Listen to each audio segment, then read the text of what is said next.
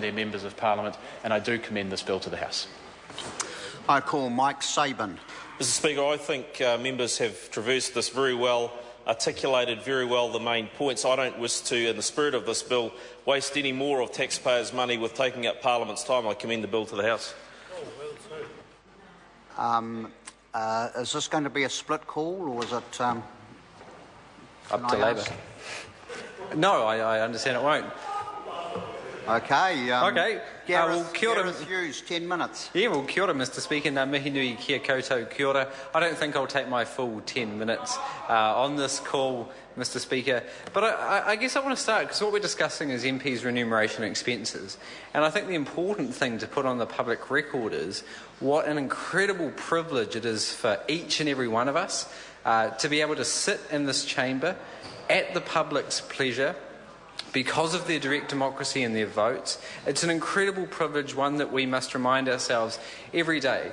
We get budgets to employ staff, to travel the country as part of our work, a very, very fair remuneration package. And I think it's important to remember that each and every one of those dollars is paid by a New Zealand taxpayer. So it's incredibly critical that we are reminded of the privilege and reminded that we're not spending our money, Mr Speaker, we're spending the public's money. I believe every single member in this Parliament has entered this chamber with a desire to do what's right for this country, to do what's behind their visions, and I don't believe that any MP has come to this Parliament to get wealthy.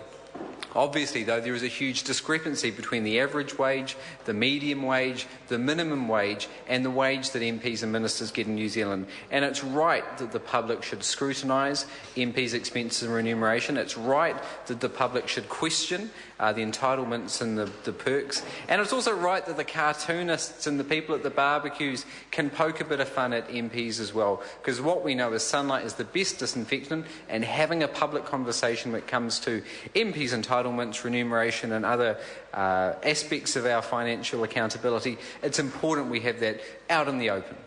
For too long it was held behind closed doors. MPs were seen to be the ones setting their own pay rates, setting their own entitlements, their own superannuation. And obviously the public were against that because it's not right. It goes against the principles of appropriate decision making. Those affected shouldn't be the ones setting the decisions. And that's why you see cartoons of pigs in the trough and the like. So, Mr Speaker, I'm quite proud to say the Green Party for a long time have been the champions of greater transparency and openness when it comes to MPs' remuneration and expenses. It was the Green Party in 2009 that publicly and voluntarily disclosed our expenses, and then we saw the commendable decision by Speaker Lockwood Smith to apply that across the Parliament, Mr Speaker. We believe in transparency. We've championed it for a long time.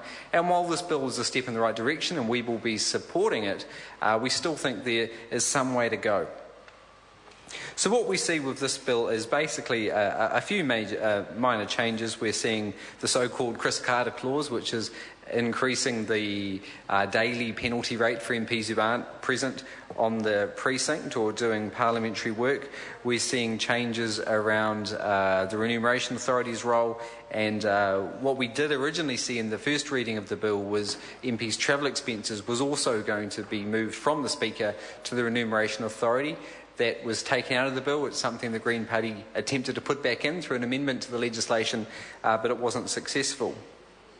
So I think just to go through a bit of history, it's not just the recent allegations from the Herald, and in particular the staggeringly high number of private superannuation schemes by the National Party members, Mr Speaker.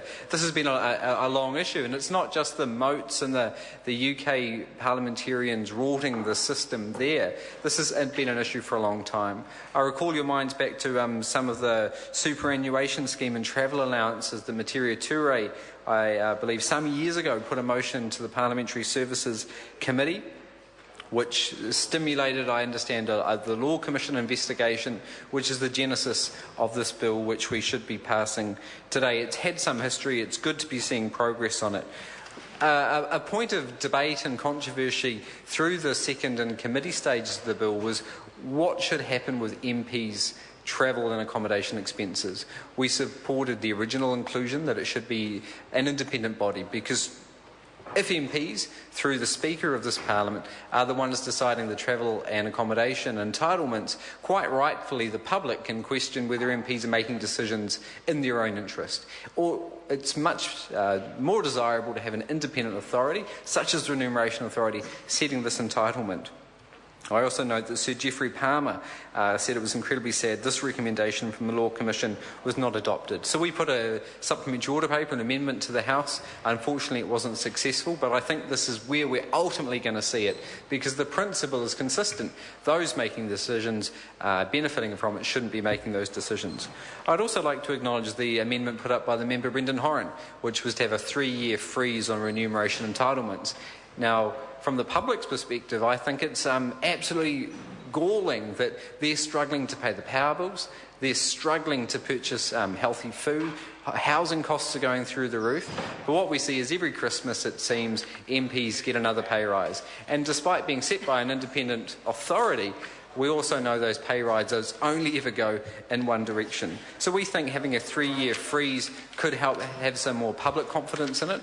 Obviously, we now get to a state where there's a media frenzy before every Christmas for what will the pay rise be for MPs and how far will it be backdated. We think and support the proposal that it should be set at a 3-year period, so we wouldn't be getting those constant increases. So we put up some proposals, we supported some other proposals, they didn't pass, but ultimately I think this is the start of a process for greater transparency and openness for our Parliament. We'd like to celebrate the inclusion of greater support for members with disabilities. I think Mojo Mathers has made history by being the first deaf MP in our Parliament, and what we saw in the early days of her taking her seat in this House were some wrangles over who was going to pay for her support. Now, what this legislation does is very clearly say that every MP has the right to fully participate in the House, and if additional services are needed, they will be provided. Be it a member in a wheelchair, which we may have to modify the chamber and the precincts, through to providing the TV screen and the translation services, so Mojo can participate fully in this House. Now, I think it's critical that this Parliament sends a message to all New Zealanders, no matter what their disability, that their views and opinions are respected, they're valued, we want to hear them, and what we don't want to be doing is sending the signal, either consciously or subconsciously, explicitly or implicitly, that disabled members, because of extra needs, shouldn't or should feel guilty about taking extra resources. Mr Speaker, just thirdly on the bill, we're seeing the attendance register for MPs be in statute created. I know the Standing Orders Committee is looking at how we're going to deal with this in practice. Now, I think what we're going to see is an extra workload for the whips and the Speaker of Parliament, but I believe what we saw with the member Chris Carter was that the $10 a day fee was simply laughable. Increasing that figure will give greater public confidence. And I guess that ultimately, this is what this legislation is all about. It's about the public being able to have confidence in their elected officials, all of us who have the privilege to sit in this House, to represent the people of New Zealand, to represent our electorates and constituencies. We need them to have confidence, and if MPs are seen to be rorting the system, we're lessening the respect for this institution. 4 quick points I want to say going forward is, obviously we need to set travel independently. Secondly, I think we need to remove the personal travel perk. I know this is seen with a great deal of scorn by the public that MPs can go on a holiday on the taxpayer's dime through their travel entitlements. Now, I understand this is a historical remuneration package. I don't think the public understands it. I don't think the public sees the rationale behind it. It's something I don't use, have never used, and I think in the future this has to go. Obviously, travel for professional, for parliamentary business is most appropriate, but every time, and I'm sure many members have this when they're at the airport, most likely on parliamentary purpose, the public are looking at you questioning whether you're off to Great Barrier for a weekend or Queenstown for a weekend. So I think to have greater public confidence in the system, this must be removed. Secondly, I think we need to have greater transparency and increase the ability of the Official Information Act to include how parties spend their public money. And I think there's a lot more we can do, Mr Speaker. This is just the beginning, it's not the end, and I think the public and this Parliament should celebrate greater openness and transparency when it comes to financial accountability for our elected members of Parliament. Kia ora.